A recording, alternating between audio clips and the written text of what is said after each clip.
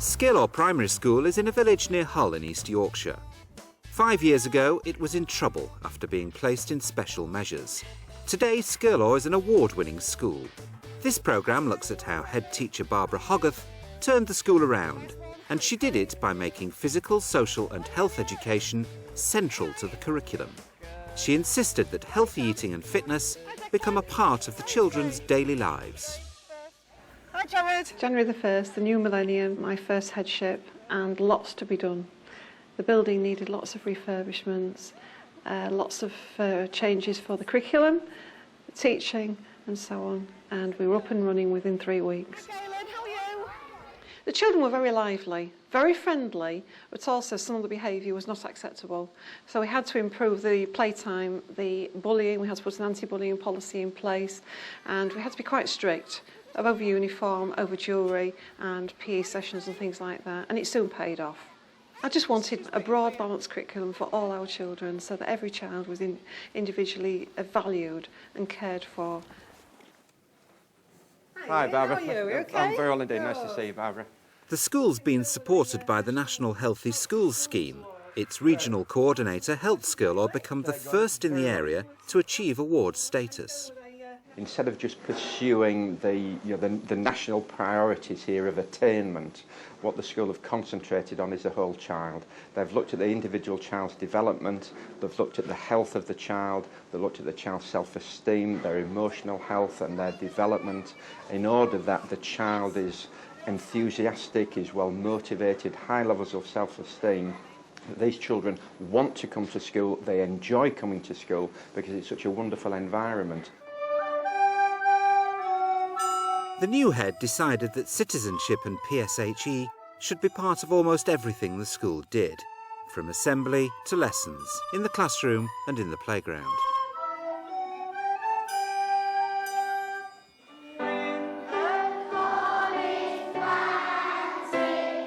PSHE impacts on the whole curriculum. It's one of the areas that we focus on in our teaching in every week. Every year, every class has at least an hour at Key Stage 2, half an hour at Key Stage 1, but there's other extra activities like fruit time, circle time, that build into all the work that we do with PSHE. So we cover lots of areas in other lessons. Citizenship comes in through so many areas of the curriculum, through the school council, through their history, through events for raising funds and supporting charity events, through taking part in daily assemblies and class assemblies.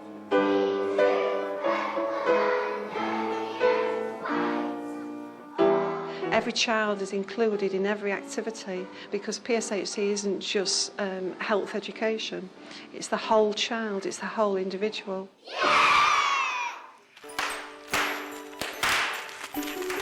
PSHE can be fun.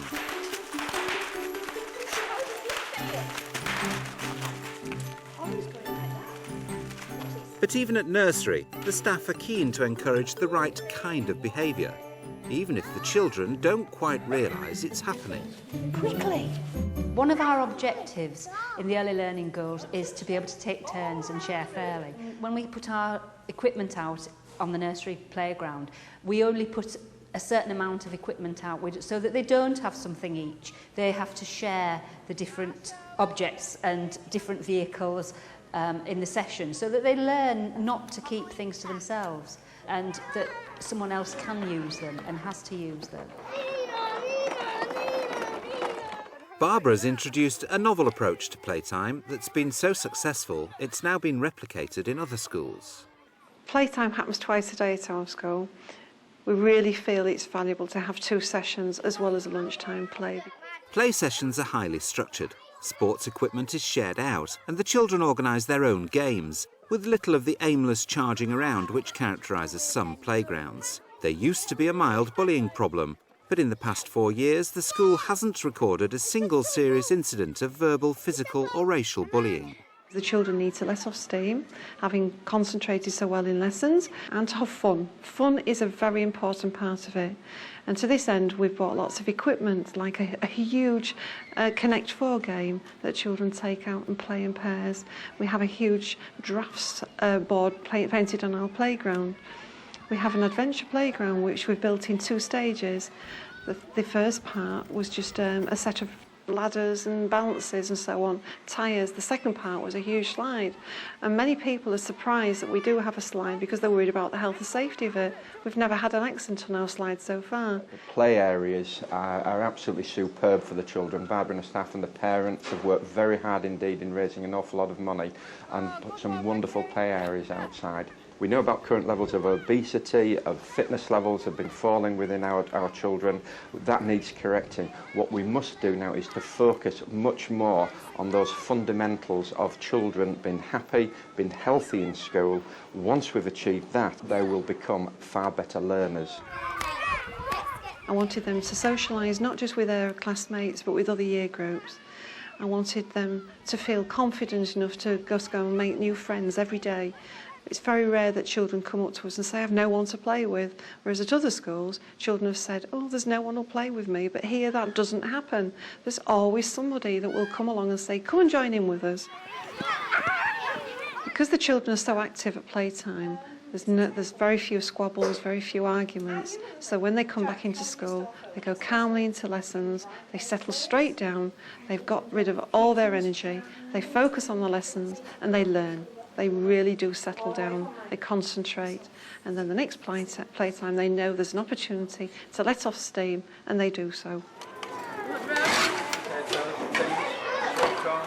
Healthy eating is also an important part of the school ethos. The school prepares its own meals on site, and children are encouraged to take the healthy option. We give fruit to our 3 to 7-year-olds, but also we give the opportunity to have a hot, healthy lunch each day, cooked on the premises, served by very friendly staff in Kath's kitchen. Each day there are 2 vegetable choices and there is a salad. Children don't get chips every day. It's rare that they get chips, just once or twice a week, but they're given pasta, roast potatoes, mashed potatoes, rice and so on. So homemade bread each day as well. So the children are given every chance to eat healthily. We also have a healthy packed lunch week regularly, where children have a card, and each day we stamp their card if we think they've had a healthy lunch. The school's approach to healthy eating is popular with parents. Once children get used to eating fruit and vegetables at school, they're much more likely to eat them at home. My daughter's 10 years old. Since she's been at school, I do always put a little bit of vegetable on her plate, but she's never really been keen to eat it. But I have noticed in the last few months that she's a lot keener to eat vegetables and a lot keener to eat more vegetables.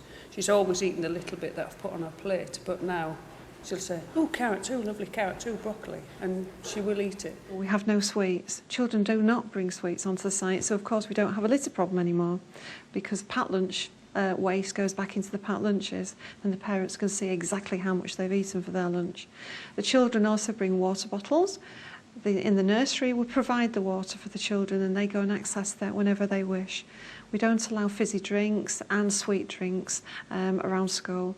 They can have a drink with their packed lunch, but we encourage them to bring juices. I'm happy that's for me. There's no one else in all the world that I'd rather be.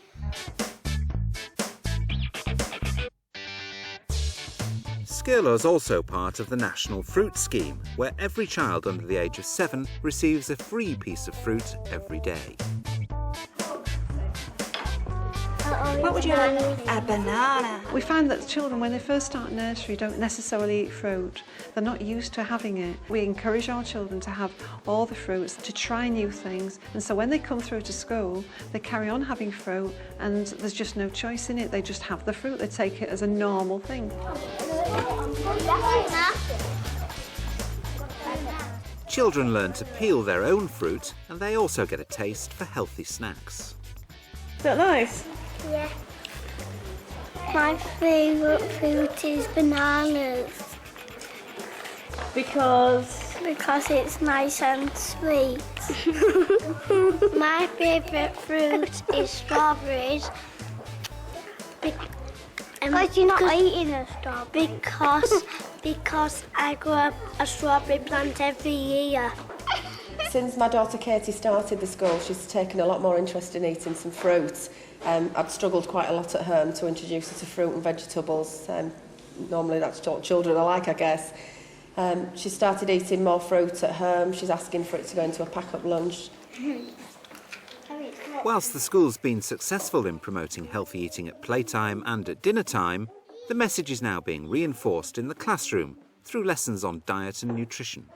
Those people who think they chose their favourite fruit, put your hand up. Bethan? Orange. Orange. Joshua? Apple. Apple. Fruit waste is also made into compost, which means that the children are also learning about the importance of recycling. When you put fruit in the compost bin, it rots into soil and you put it on the floor and then you plant plants in it. PSHCE is in everything we do. It's not a separate subject. For example, circle time comes into every lesson. We take that opportunity to give children to socialise. Health education comes in whenever we line them up for having their lunch, for bringing their pack up, washing their hands after they've been to the toilet, when they're eating their fruit, when we're recycling things, when we're recycling paper. That's health education. It takes part all of every day.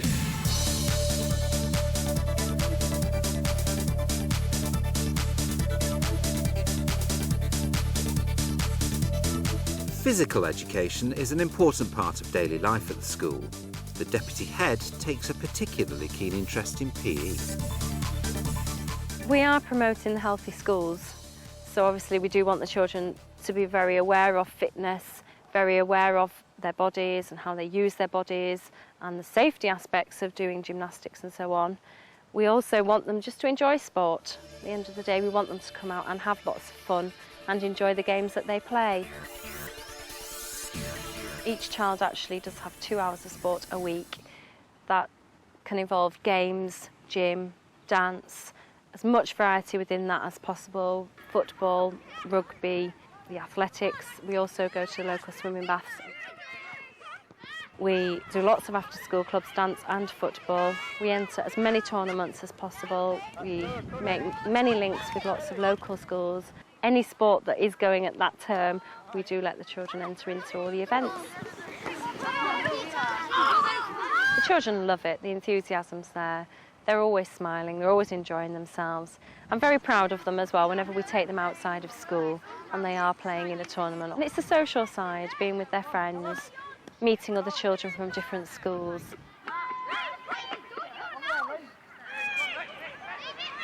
It's about being a very well-rounded person. Enjoyment factor is huge.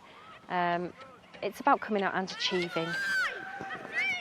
Here at Scala, what Barbara's done, she's managed to keep a holistic view and a balanced view of the curriculum, paying attention to children's emotional health and well-being, promoting their self-esteem, making good provision for the PSHC within the curriculum. So when you put all of that together, what we have is a very successful recipe for the ongoing success of Scala School, and also reflecting where they have come from special measures several years ago to be mentioned in the Chief Ofsted Officer's report as an outstanding school.